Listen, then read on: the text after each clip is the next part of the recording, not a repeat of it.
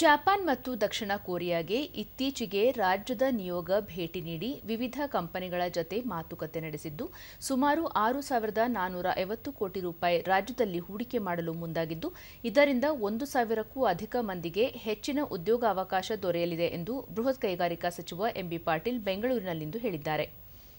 ಜತೆಗೆ ಭವಿಷ್ಯದಲ್ಲಿ 25,000 ಕೋಟಿ ರೂಪಾಯಿ ಮೊತ್ತದ ಬಂಡವಾಳ ಹೂಡಿಕೆ ಮಾಡುವ ಸಾಧ್ಯತೆಗಳಿದ್ದು ಕರ್ನಾಟಕ ಜಾಗತಿಕ ಹೂಡಿಕೆದಾರರ ಪಾಲಿಗೆ ಆಕರ್ಷಕ ತಾಣವಾಗಿದೆ ಎಂದು ಹೇಳಿದರು. ಗವರ್ನಮೆಂಟ್ನ deputy mayor of economic policy ಅವರ ಜೊತೆನೂ ಕೂಡ ಮೀಟಿಂಗ್ಸ್ ಅನ್ನು ಮಾಡಿದ್ದೀವಿ. ಒಟ್ಟಾರೆ ಈ ಒಂದು ಭೇಟಿಯಲ್ಲಿ ಸುಮಾರು 6,450 ಕೋಟಿ ರೂಪಾಯಿ ಒಂದು ಬಂಡವಾಳ ಹೂಡಿಕೆಯ ಒಂದು ಕಮಿಟ್ಮೆಂಟ್ಸ್ ಇವತ್ತು ದಿವಸ ನಮಗೆ ಜಪಾನ್ ಮತ್ತು ಸೌತ್ ಕೊರಿಯಾದಿಂದ ದೊರಕಿರುವಂಥದ್ದು.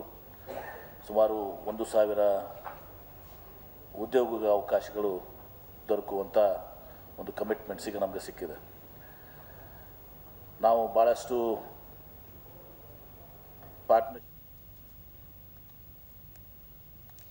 ಜೂನ್ 24ರಿಂದ ಜುಲೈ 5ರವರೆಗೆ ಉಭಯ ದೇಶಗಳಿಗೆ ರಾಜ್ಯದ ಕೈಗಾರಿಕಾ ಇಲಾಖೆಯ ನಿಯೋಗ ಭೇಟಿ ನೀಡಿ ಪ್ರಮುಖ ಕಂಪನಿಗಳೊಂದಿಗೆ ಮಾತುಕತೆ ನಡೆಸಲಾಗಿತ್ತು.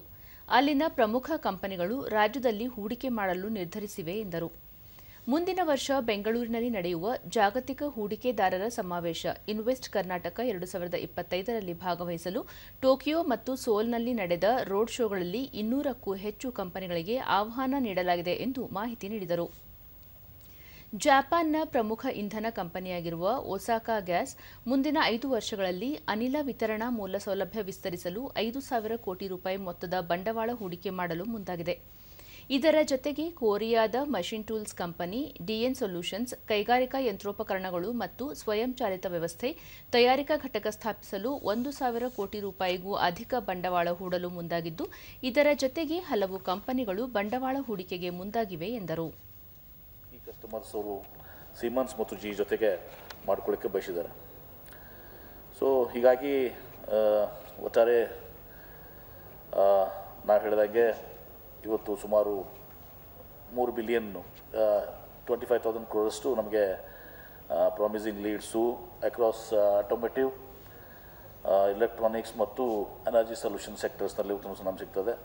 ಇವು ಬರುವಂಥ ದಿವಸಗಳಲ್ಲಿ ಮುಂದೆ ಬರುವಂಥ ದಿವಸಗಳಲ್ಲಿ ಈ ಫ್ಯೂಚರ್ ಇನ್ವೆಸ್ಟ್ಮೆಂಟ್ಸ್ ಏನಿದೆ ಕರ್ನಾಟಕದ ಒಂದು ಸ್ಟ್ರಾಟಜಿಕ್ ಇಂಪಾರ್ಟೆನ್ಸ್ ಮತ್ತು ಇನ್ವೆಸ್ಟ್ಮೆಂಟ್ಗೆ ಡೆಸ್ಟಿನೇಷನ್ಗೆ ನಮಗೆ ಆಗಲಿಕ್ಕೆ ಸಾಧ್ಯ ಆಗ್ತದೆ.